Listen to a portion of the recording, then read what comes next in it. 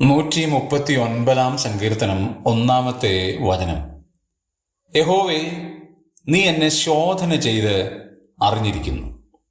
ദാവീദിന്റെ ഒരു സങ്കീർത്തന ഭാഗമാണ്. അവിടുത്തെ 3 പദങ്ങൾ ഏറ്റവും ചിന്തനീയമാണ്. ഒന്ന്, യഹോവ.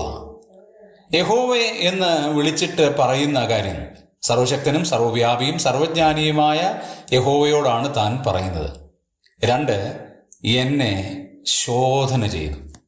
മനുഷ്യൻ ശോധന ചെയ്യുന്നത് കണ്ണിന് കാണുന്നതും, മനുഷ്യൻ ശോധന ചെയ്യുന്നത് രുചി നോക്കിയും, മനുഷ്യൻ ശോധന ചെയ്യുന്നത് ഭംഗി കണ്ടുമൊക്കെയാണ്. പക്ഷെ ദൈവം അങ്ങനെയല്ല. ദൈവം ശോധന ചെയ്യുന്നത് ആത്മാവിനെ തൂക്കി നോക്കിയാണ്, പൂർണ്ണമായും അറിഞ്ഞാണ്. 3-ാമത്തെ പദപ്രയോഗം ശോധന ചെയ്ത് അറിഞ്ഞിരിക്കുന്നു.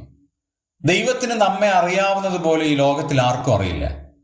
നാം മറ്റുള്ളവരുടെ മുമ്പാകെ കപടത അഭിനയിച്ച്, കപട സ്നേഹം അഭിനയിച്ച്, കപട ഭക്തി അഭിനയിച്ചൊക്കെ ജീവിക്കുന്നുണ്ടാകാം. പക്ഷെ ദൈവത്തിന് മുമ്പാകെ അതൊന്നും വിലപ്പോവുകയില്ല.